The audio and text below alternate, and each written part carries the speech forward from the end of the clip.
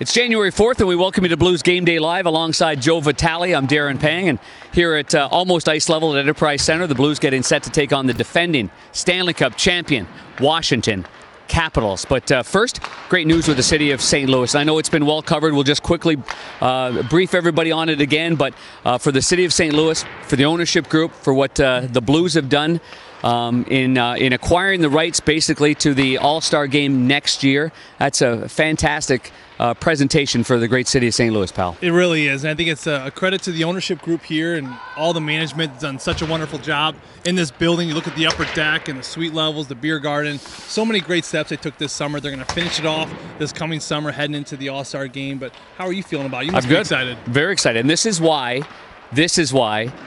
the city needed to help out. This is why this arena and the All-Star game, which is going to throw millions of dollars, maybe billions of dollars into the city, into the economy, into the downtown infrastructure. It's because of this here. If the arena wasn't like it is, up to par, Gary Bettman wouldn't have okayed it. But there's enough arenas, there's enough hospitality, then that's great. And by the time that All-Star game comes around, the lower bowl, the new seats will be in as well, which will make, this is just be a gem down here. I love it. I think there are always going to be cynical people around the NHL, which I found in my over 30 years of broadcasting, and every time somebody says, the All-Star game, and I said, the first All-Star game I did, I left that All-Star game thinking, that's an All-Star game, and jam-packed, kids running around, getting sweaters, getting autographs, just getting the feel for all the greatest in the game, and if not, sometimes the greatest don't go. Like, for example, Alex Ovechkin has opted out. That's okay. Fine. There's many great players in the league. Rest. You want the guys that want to be here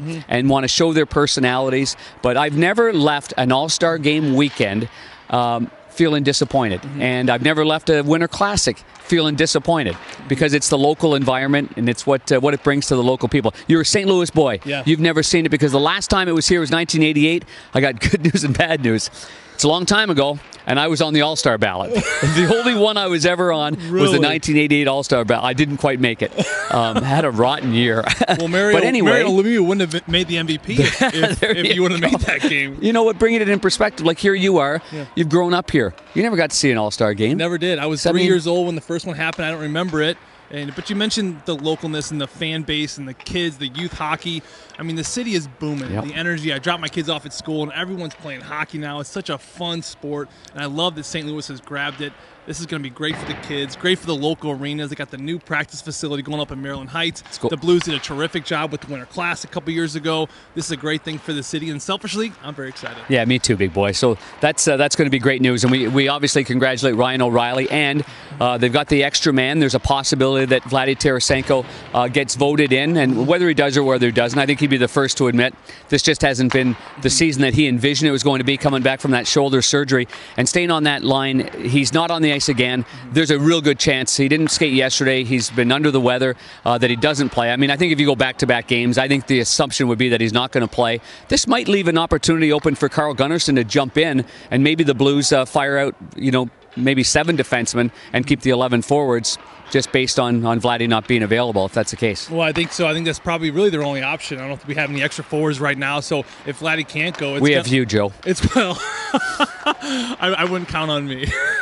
I can't fill in that 91 role, unfortunately. But I can dump a puck in. I can hit a body. Yeah, you can. Or 2 if I can keep I know you can hit a body, that's for sure. No, but the defenseman, you're right. Yeah. I believe, if I'm correct, this is the first time this season we've had 8 healthy defensemen. Yep. And Carl Gunnarsson's been activated from the IR. We could see him here tonight. We could see 7D.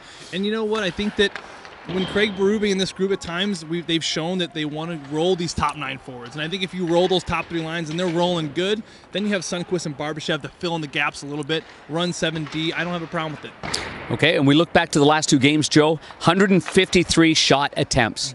In the last 2. Against Pittsburgh, 74. Against the New York Rangers, 79. Only 2 goals scored. But because there's always positives. The glass is always half full, as you know.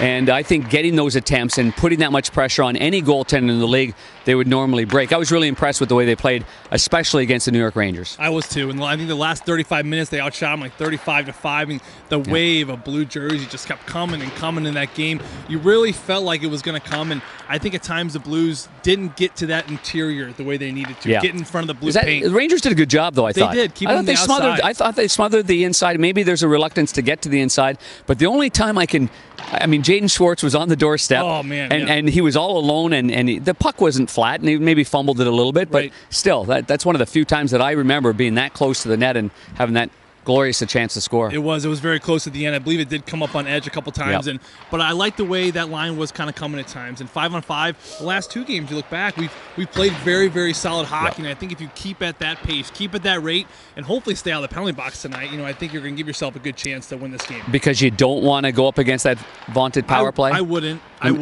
Ooh, no, me neither. Because you know why? Their power play is at 23.3%, and since 2012, it's the best in the league. Yes. So they got too many options. It's going to wear you out. If they don't score in the first one, they're going to wear you out. They're going to score eventually. Right. They go down low to the goal line. You got Kuznetsov, you got Backstrom, you got Oshie in the slot. Then you got the far side right-handed shot in Ovechkin. Then you got the point shot, a right-hander in Carlson. Right. That's a lot of shrapnel coming your way. It's a lot of weapons, and it's high-end guys. They want to get on the ice. They're on the bench. They're waiting for power plays. Oh yeah. I remember killing against this group. And I remember the PK meetings before every game. The coaches were confused. Like, okay, you know what we're doing tonight? We're going to take away Ovechkin. Just take away the one-timer. So the top guy, I'd be taking away the one-timer.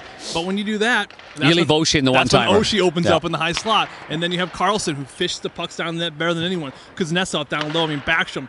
So many weapons. You can't overcommit. You can't drift in any area because this group is so good. They've been doing it for so long. Yeah. They notice they pick up when teams and forwards are drifting, and they really expose you. It's the ultimate setup. 2 lefties, and one's a great playmaker in Backstrom, and then you've got 3 righties that can all make a play. And Oshie's a great playmaker too, so it's going to be very difficult. Pick your poison on that one. Right.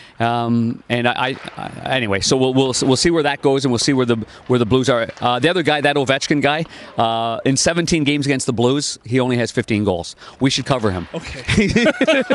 He's a good player. Yeah, he's not slowing down. That's for sure. He's got 29 goals so far this year, so I'm looking forward to it. I like when the Blues have a chance to play against great teams, great players. They seem to rise to the challenge. They do. They played well for a large part of obviously 4 power play goals against Pittsburgh, but they played a great 5-on-5. So this will be a big test here tonight, Joe. And we got a special ceremony too, dropping the puck tonight here at Enterprise Center. We'll give it a scoop. What is it? Well, we got Brett Hall, Bernie Fedorko, and Al McGinnis dropping the puck, which is going to be confusing because there's 1 puck and 3 bodies.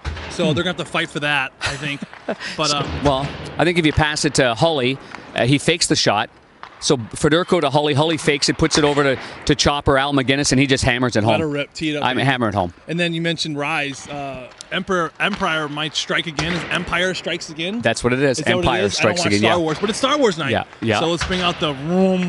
Yeah. I'm going to be Obi-Wan Kenobi, I think. Okay. I'll be who's the guy who goes, who's that guy? That's just a guy that does commercials for Geico. Is that just how I sleep at night?